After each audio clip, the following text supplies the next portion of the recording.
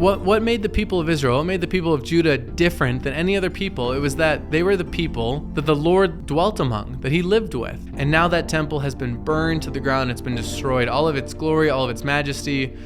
And it's a great picture for the fact that the Lord is no longer with this people.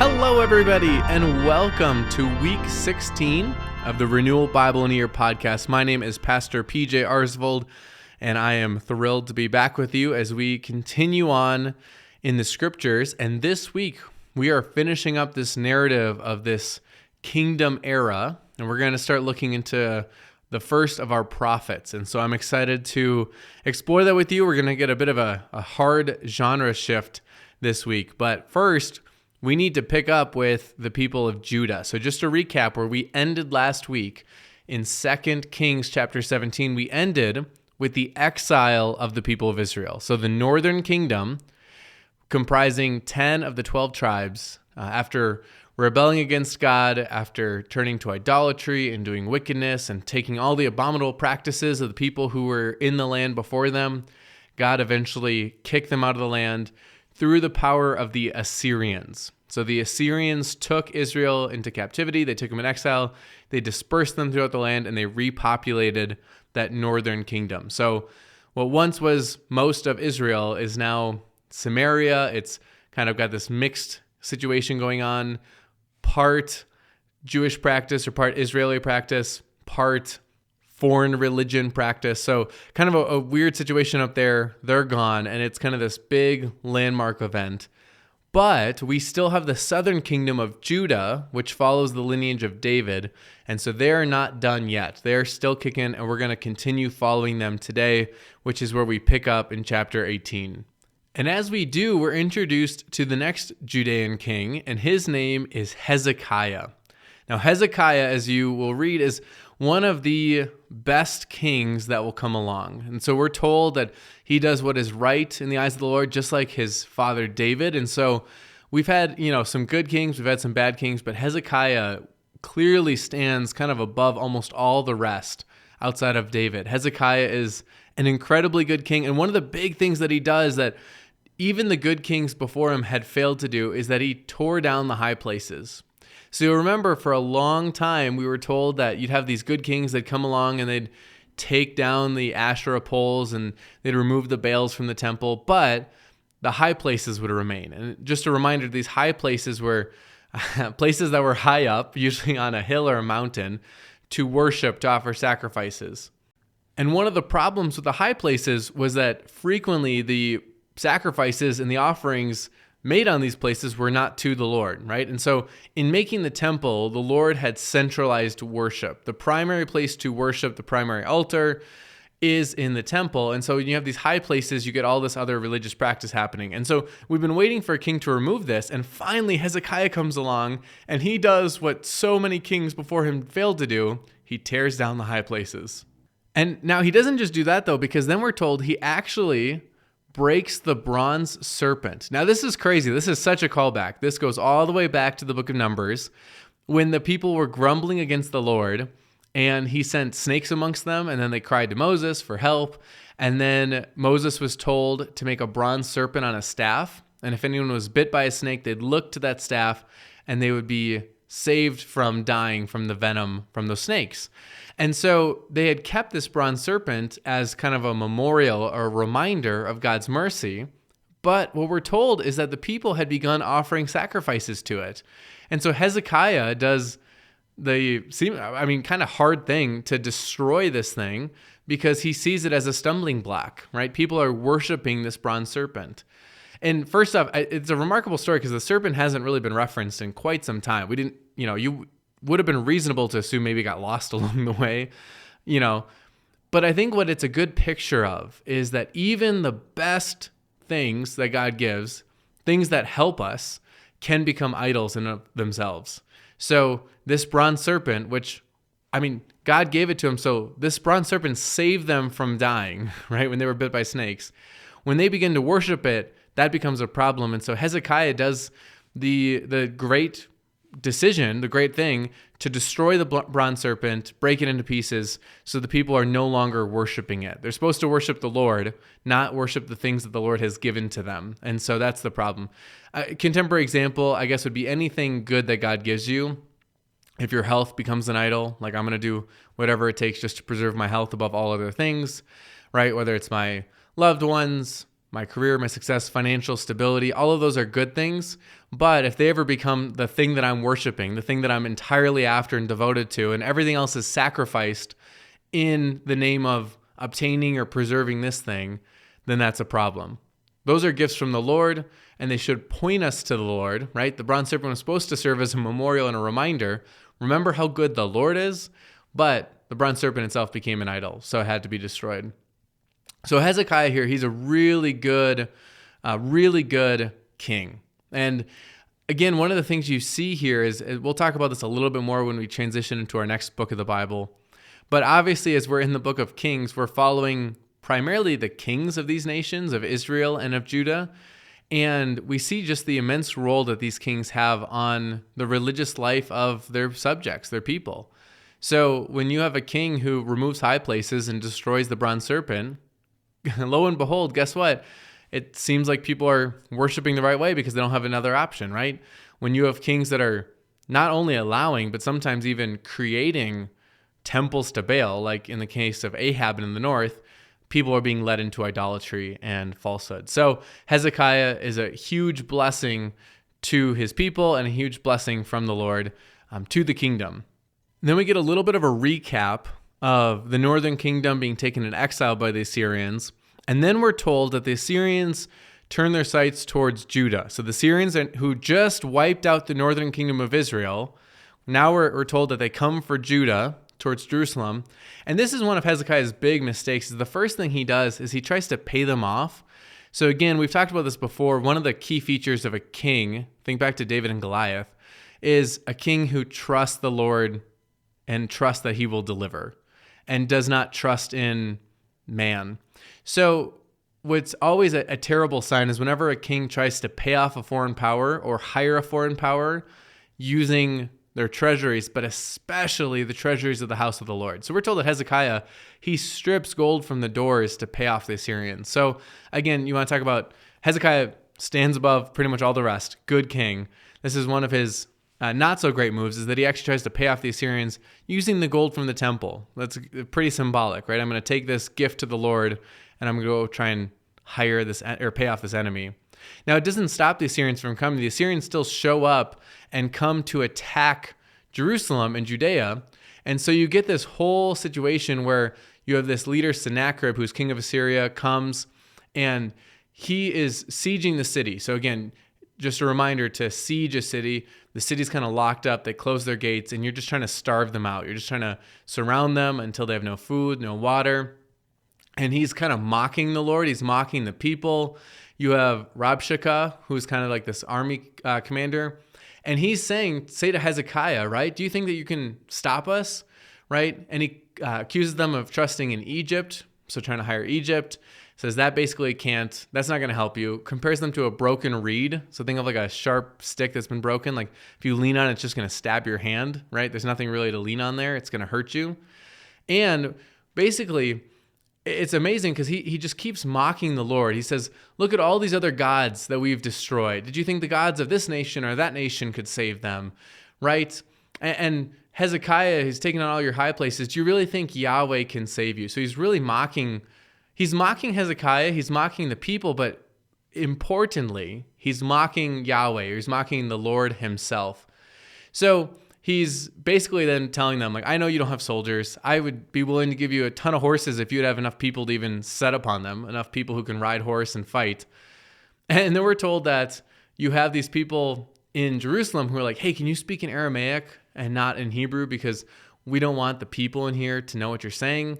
And then you have Rabshakeh, who basically he's saying, like, no, we're not just saying this to pass a message along. We're here to tell those people.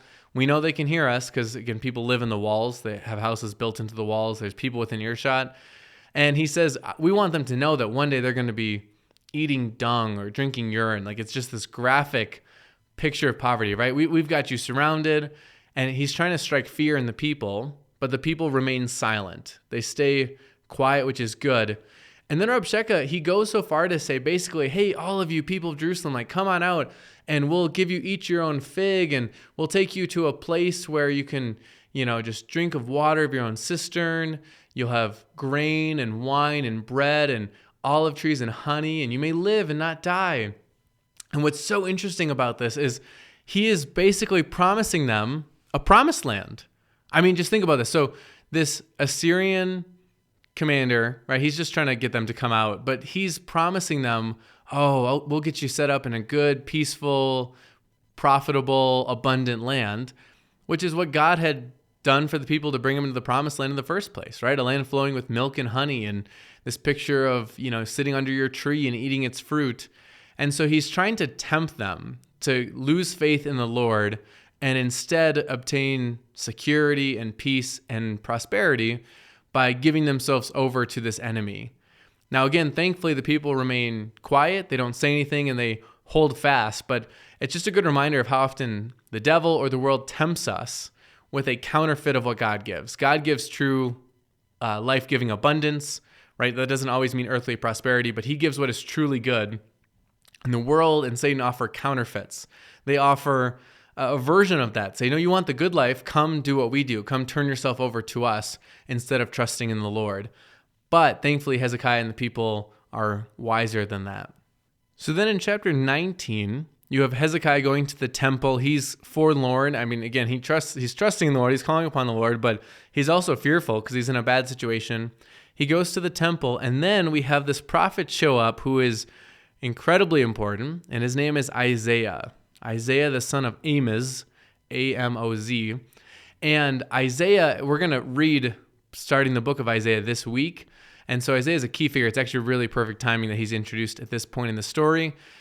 So Isaiah is this critical prophet. We'll get into more, but Isaiah comes to Hezekiah and basically reassures him. He tells him that the Lord will not forget about his people. And basically, one of the things that you see in this dialogue is that the Lord realizes that the Assyrians are mocking him. They're mocking the Lord, right? To mock, and I love it, the living God. So you think about all of those gods, right? So Rabshakeh, he's like, all those other gods can stop us. And here you see, like, those weren't actually gods, right? Those are things that people made, but for the living God, the one God who is truly alive, who's a truly real being, entity, right? To mock that God is a terrible thing. And so basically, because of that, because of these prayers, the Lord is going to intervene and going to help. So what you end up happening here is you have Hezekiah praying, you have Isaiah reassuring, and then you have an angel of the Lord sent and strikes down 185,000 of the Assyrians camped around the city. So you can just see the size of that army, and an angel kind of goes out in the middle of the night and strikes down 185,000. Think back to Egypt when you have an angel of the Lord coming around to each household on that Passover, right? The death of the firstborn. It's this kind of key pivotal moment. And so what you have here is you have the Lord delivering his people, providing a victory. You have then them leaving, right? Because they're kind of like fleeing with all these dead bodies. You have the Lord promising to defend the city for my own sake and for the sake of my servant David. So again, you see this kind of dual promise, this I'm saving it because of who I am, and I'm saving it because of this one faithful king that came before. And then you have Sennacherib eventually leaving, and then we're told that he's back kind of home and he's worshiping, and then his sons strike him down. So this is God's judgment upon Sennacherib for coming against him, for mocking him. God judges him and ultimately puts him to death by his own sons. And then in chapter 20, you have this story where Hezekiah has gotten sick, and Isaiah comes to him and says, hey, basically I talked to the Lord, and get your house in order, you're going to die, right? This is the end of your life. Hezekiah then turns to the wall and just prays out to the Lord and asks for mercy. I tried to follow you. I've tried to, do what is right. I've walked before you in faithfulness. Please heal me of this. And before Isaiah can even fully leave, the Lord turns him back and says, tell Hezekiah I heard his prayer, right? Because he humbled himself, I'm going to give him 15 more years of life. And then as a sign to show that this is going to happen, that God's promise is trustworthy here, Isaiah offers him a sign. Either the shadow on the steps can move forward 10 steps or backwards 10 steps.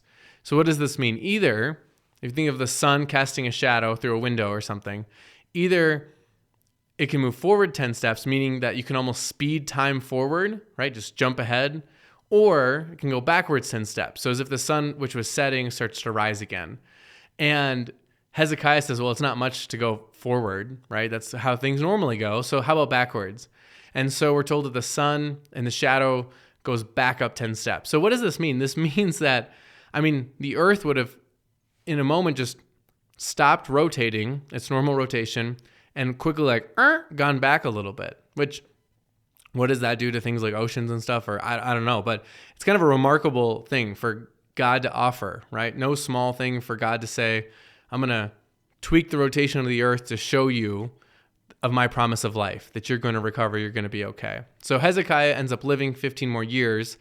But then we have this story about these Babylonian envoys. So these people from this nation called Babylon, also known as the Chaldeans or the Chaldeans.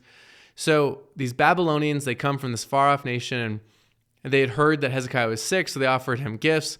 And Hezekiah is kind of showing them everything. He's showing them around a tour, and look at all the stuff we have. And he's kind of showing off a little bit. And then Isaiah comes to him and says, hey, who are those people? And Hezekiah says, oh, they come from some far-off nation called Babylon. And Isaiah says, what have you shown them? And Hezekiah says, I've shown them everything, right? There's nothing I didn't show them.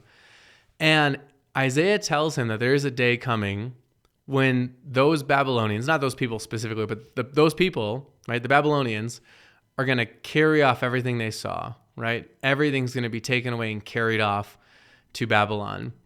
And Hezekiah has this really weird reaction where Hezekiah, the way that Isaiah tells it, he says, oh, this is good.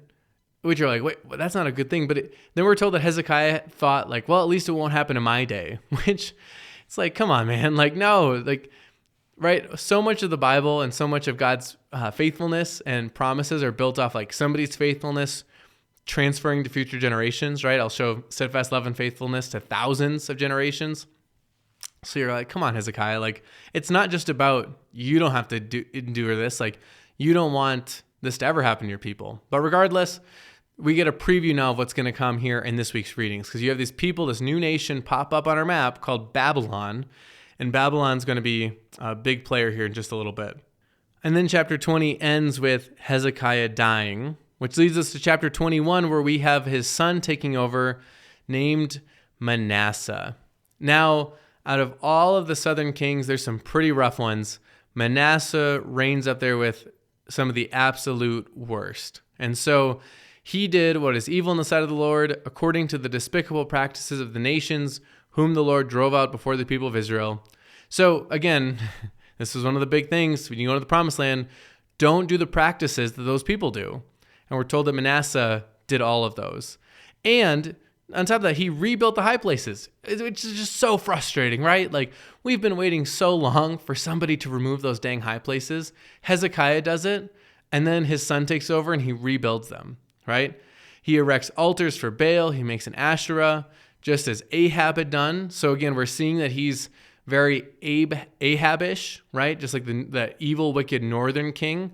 So we're getting comparisons to the worst northern king. Now we kind of have a bit of that in the southern kingdom.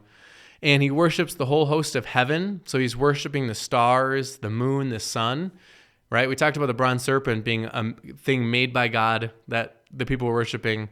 Another frequent common one is to worship the heavenly bodies, right? The stars, the moon, the sun, and treat them as deities, as something to worship. So he built altars in the house of the Lord, which the Lord had said, I will put my name there. So this place that's supposed to be the house of Yahweh has now got all these other altars, all these other problems. We're told that he burns his son as an offering, right? Just think of all of the prohibition against offering your child to Molech or burning a child as a sacrifice. This is something those people do. You're not to do that. And here Manasseh's doing, it feels like it was like as if you read the Pentateuch, right? Genesis, Exodus, Leviticus, Numbers, Deuteronomy, and you went through all of those prohibitions, don't do. It's like Manasseh is just going through all of them. He's doing all of these things. He uses fortune tellers, omens, mediums, necromancers. He did much evil in the sight of the Lord, provoking him to anger. Right? So just over and over again, he's doing all of these wicked practices. And it says that the people didn't listen, right? And that Manasseh led the people astray to do more evil than the nations had done, whom the Lord destroyed before the people of Israel. All right, so this is so important. So we talked about this a lot when it came back to the books like Joshua, right? The people are being driven out because of their own sin, right? This is not because I'm just picking favorites. These people are sinning. They refuse to repent, and so I'm clearing them out, and I'm planting you as a new people in this promised land. And what we're told here with Manasseh's reign is that Manasseh is leading the people to do more evil than those nations, right? And this just shows you that God is not a partial God, right? He is just all around, because we're going to see punishment coming here. But Israel has become worse than the people they replaced, right? And God's not going to look the other way on this. God's not just going to say, like, well, I do like you guys. So this is huge. The people of Judah are doing worse than the nations that were before them. I think this is also helpful, even maybe worse than the northern kingdom of Israel, right?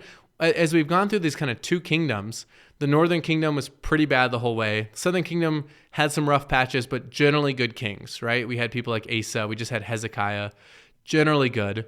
But what we see here is we see now in Manasseh, they're maybe becoming one of the worst nations that's inhabited that area, right? This is really bad. This is really serious. And so we're told the Lord sent by his prophets basically this message that because Manasseh has committed these abominations, he's done more evil than the Amorites did, right? One of those peoples that were driven out before them. Basically, because he's making Judah to sin with idols, I'm bringing upon Jerusalem and Judah such disaster that the ears of everyone who hears of it will tingle. I will stretch over Jerusalem the measuring line of Samaria and the plumb line of the house of Ahab, and I will wipe Jerusalem as one wipes a dish, wiping it and turning it upside down. I'm going to pause right there. So what's this whole thing about like a measuring line or a plumb line? So these are building terms. So like you have this line usually with like a weight. Think of like almost like a string with a weight on the bottom to help make sure something is plumb, which means straight, like vertical. And so basically the same justice and measurement I used against Samaria and the house of Ahab, I'm going to use against you. They were crooked, and therefore they had to go. I'm going to do the same to you. You are now crooked, and I'm going to use the same measuring line, right? I'm not grading you on a curve here. I'm executing the same justice.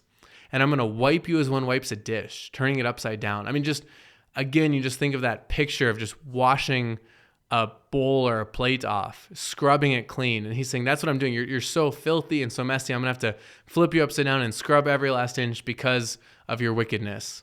And we're also told that Manasseh shed much innocent blood. So you see too, just he's committing atrocities. It's not just false worship, which is a huge deal, but that leads to injustice, that leads to wrongful bloodshed. And so Manasseh is this wicked figure in the southern kingdom. He's this terrible king, and he eventually dies, which leads to his son Ammon. Now, Ammon does not do much better.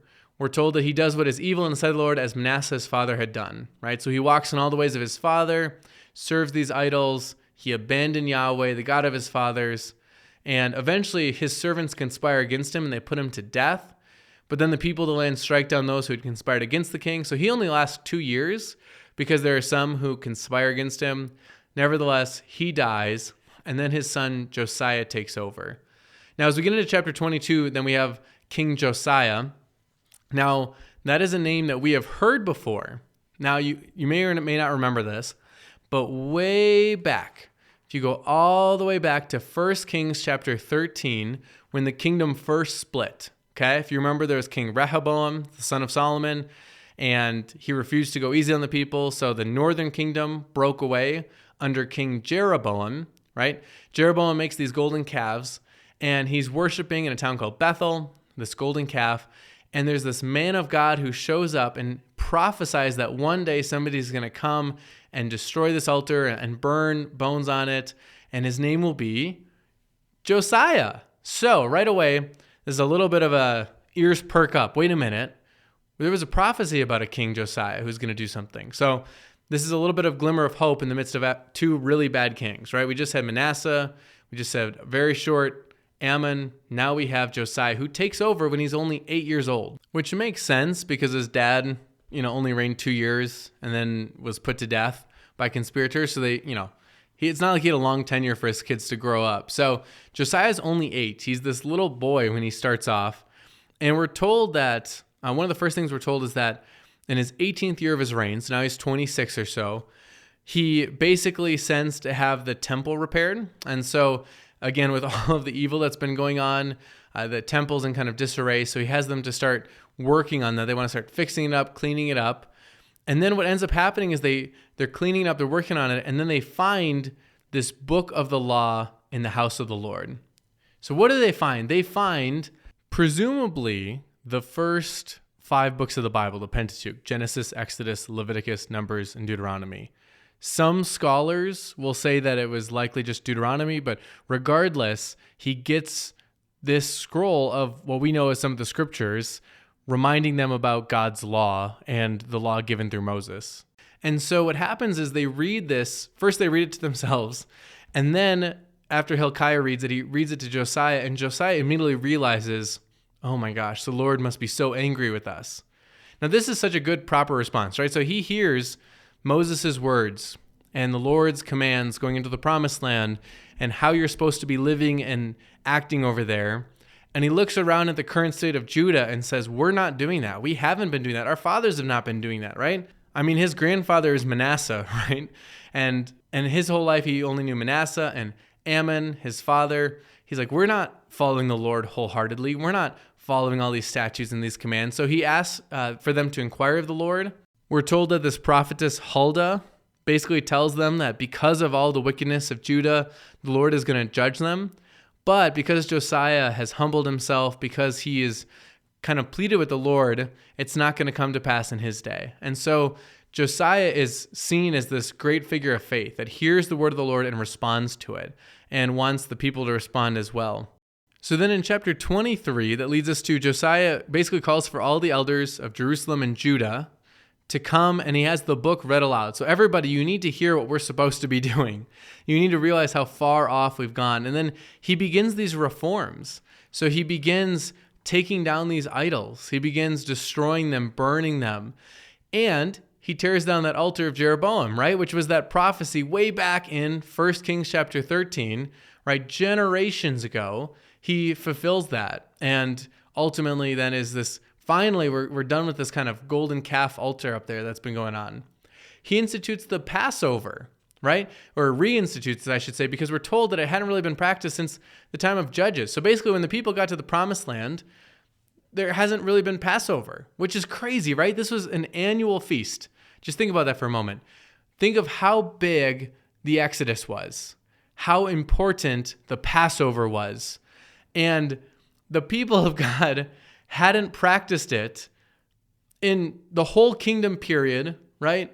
For sure, all the way back to the Judges. So even King David, as good as King David was, there's no Passover. King Solomon, how high and mighty their kingdom was, no Passover. But Josiah reads this book of the law and goes, wait a minute, we're supposed to practice the Passover. We're supposed to celebrate the Passover. And so he does just that. They reinstitute it. It's this big thing. And it's a really good picture of the people's return to what they should be doing.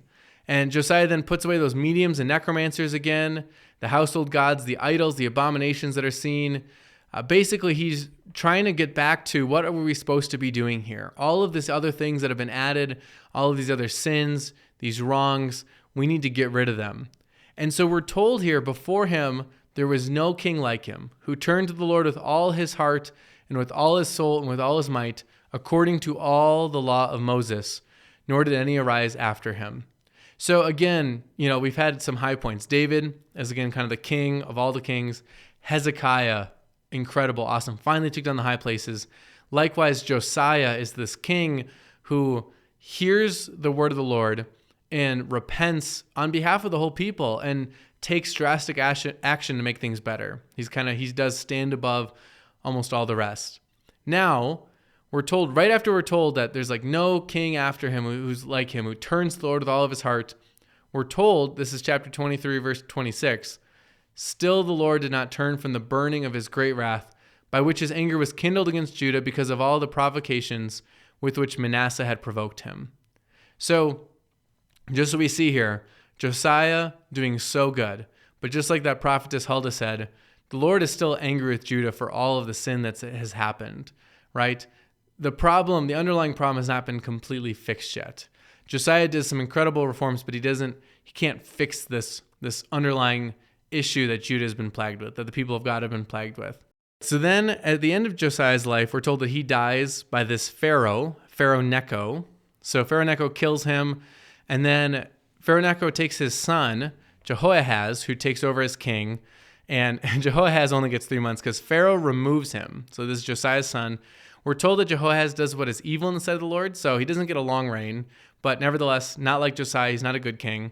The Pharaoh Necho removes Jehoahaz, he puts him in bondage in Egypt, and he ends up dying there. So you can start to see an unraveling of the promised land because you have this king of Judah who kind of goes reverse course, right? If the whole kind of movement from Exodus on was like bondage in Egypt to promised land, now you have this king of Judah, Jehoahaz, going from the promised land to bondage in Egypt where he ends up dying.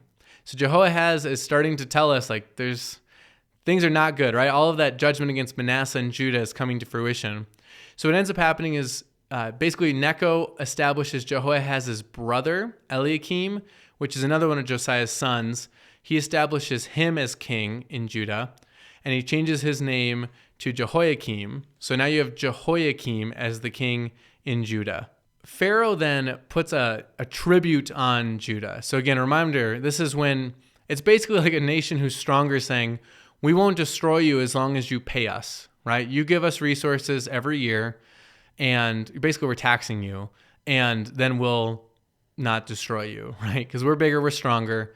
And so then Jehoiakim ends up taxing the people to try and get enough money to pay off Pharaoh. So you can just see how bad things are. They're no longer kind of free. They're now subjected to Egypt a little bit, which again, they escaped bondage to Egypt. Now they're paying Egypt tribute. So then you have Jehoiakim. He also does what is evil in the sight of the Lord. So he's not doing any better than his brother did, Jehoahaz. And so as we finish out here, you're going to see that we get some not great kings finishing. We had Josiah, who was kind of one last hurrah of faithfulness and goodness. And now we're ending pretty rough here. Which leads us to chapter 24, where we have the Babylonians. So we're told that we have Nebuchadnezzar, king of Babylon, who comes up, and Jehoiakim became his servant for 3 years. So they were under the subjection of Egypt. Now they're under the subjection of Babylon, which is like the new big kid on the block. So again, we had this just a little bit ago. Hezekiah had some messengers from Babylon show up. Now Babylon has come and it has taken control of Judah. And Babylon is now the big bad in the area. They're kind of the big, strong, powerful ones. So we had the Assyrians, right, who took the northern kingdom into captivity. Now the Babylonians are the big threat. And so we're told that Jehoiakim is subject to him for 3 years. So again, kind of under his thumb, probably paying tribute. But then he rebels against him. So Jehoiakim's trying to break free from the Babylonians. And then this is so interesting. So this is chapter 24, verse 2. It says, and Yahweh, or in the Lord, sent against him, that's Jehoiakim, bands of the Chaldeans, that's the Babylonians, and bands of the Syrians, and bands of the Moabites, and the bands of the Ammonites, and sent them against Judah to destroy it. So it's so interesting, right? Who's the one who is attacking Judah? Well, it's the Babylonians, along with some other kind of smaller powers, the Syrians, the Moabites, and so on. But who's sending them? The Bible says the Lord is. Yahweh's sending them. So again, this is his judgment. And this is, again, one of the really tough challenges. Maybe we'll reflect on this a little bit more as we go forward. But the way that nations and people are used as God's judgment against others. So Israel was God's judgment against the Canaanites. Now the Babylonians are God's judgment against Judah. Okay? Now, that does not mean that the Babylonians are good people. That doesn't mean that they're a holy people. It just means that they're the ones that God is currently using to execute this judgment. So much so the Bible says, who's sending the Babylonians? It's actually the Lord himself, right? For all of the innocent blood that was shed by Manasseh, all of the sins, and all that he had done. So then Jehoiakim ends up dying, and then his son Jehoiakim takes over. Again, sorry, those names are close, but in English, one has a K, one has a CH. Jehoiakim dies, Jehoiakim, his son, takes over. And at that point, Babylon has taken over everywhere from Egypt to the Euphrates. So again, Babylon, this huge expansive territory. They're incredibly powerful. So Jehoiakim is taking over. He also does what is evil in the sight of the Lord. So Jehoiakim is not turning. He's not repenting. I mean, this is a good reminder. It does seem inevitable, right? Because even Josiah, for how good he was, the Lord was still angry with Judah for all the sins that they were doing because of Manasseh. But you'll notice that none of Josiah's children or grandchildren turn. None of them ask for the Lord's mercy. None of them ask for his help, right? They're still doing what is evil in the sight of the Lord. So eventually Nebuchadnezzar comes up to Jerusalem and besieges it. So now, right, we had the Assyrians trying to besiege it in the days of Hezekiah. Now the Babylonians are besieging it. But this time, unlike Hezekiah, who cried out to the Lord, Jehoiakim's not going to do that. So basically, Jehoiakim gives himself up to the king of Babylon. So he basically says, take me, right? Take my family, my servants, palace officials. They're taken prisoner and they're carried off to Babylon along with all the treasuries of the house of the Lord and the treasuries of the king's house. And they cut into pieces all the vessels of gold in the temple of the Lord, which Solomon, king of Israel, had made, as the Lord had foretold. So what happens here is Jehoiakim realizes this is a losing battle. We're not going to win. So he hands himself over, all of the royal officials, all of the royals' families, and the Babylonians strip the temple. They strip the king's palace, basically take all of the resources, all of the gold. So all of the beautiful goodness that was left from King Solomon's reign and King Solomon's temple is gone, right? You can just picture this beautiful temple now just like when you've ever seen a building that's been ransacked, right? Things torn off the wall, broken down, ripped off. That's the state of the temple. That's the state of the palace. That's the state of Judah, right? Its glory has been torn down and destroyed. And so we're told that basically they take away all these officials, mighty men of valor, 10,000 captives, and all craftsmen and smith, none were made except the poorest of the people of the land. So again, one of the ways that you would you wanted people in that land to still work it, to plant crops, to send you tribute, because that land itself only has value to you as much as there's somebody working it and then paying you. This is why the Assyrians resettled the northern kingdom. So the Babylonians, what they do is they take kind of the nobility, the skilled people, right? Anyone who could really mount much of a true rebellion, those get taken off to Babylon and carried away. And so then you have left here is we're told that Mattaniah, so that's Jehoiakim's uncle, takes over, and his name is changed to Zedekiah. So we have Zedekiah now, who is this king of Judah, and he reigns for 11 years. So he reigns for a little bit, but he does what is evil in the sight of the Lord. So he's not calling upon the Lord. He's just like Jehoiakim. And then the anger of the Lord comes upon him to a point in Jerusalem and Judah, that it's time for the Lord to finish the job, to cast them away from his presence.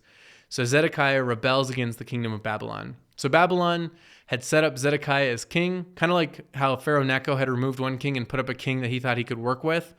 That's what Nebuchadnezzar had done in Jerusalem. All right, I'm going to set you up, Zedekiah. You'll be king now. And Zedekiah went along for 11 years, but eventually tries to break free, which leads us to chapter 25. So if 2 Kings 17 is this big pivotal moment where the northern kingdom of Israel goes into exile and they're dispersed and defeated, and it's the fall of Israel, well, the equivalent here is in chapter 25, where we have the fall and captivity of Judah. So Nebuchadnezzar comes against Jerusalem again, right? They're laying siege to it. They have siege works all around it. So they're attacking it. They're fighting against it. And then we're told that there is a break in the wall. So then what happens is you have Zedekiah who tries to make a break for it. A bunch of people try to flee at night to try and get out. And the Chaldeans, that means the Babylonians, they pursue them, they catch them. And then as punishment, this a bit of minor content warning in case you're listening with children. This is just a sad, gruesome scene. But they capture the king. They basically take him to the king of Babylon, so Nebuchadnezzar. They sentence him for rejecting and rebelling. They kill his sons before his sight. So they kill his children in front of him, and then they gouge out his eyes. And so what they are doing here is they're punishing him for rebelling, and they're making it so that the last thing that he ever saw was his own children die. I mean, this is a dark, dark day for Judah, a dark day for the people of God, right? Think of all that God has done to preserve them, and on behalf of the house of David, done all of this, and then he is taken bound in chains to Babylon. And so from here, they do another atrocity, this terrible judgment. They burn the house of the Lord. They burn the temple. And they burn all great buildings, but I mean, most importantly, they burn the temple.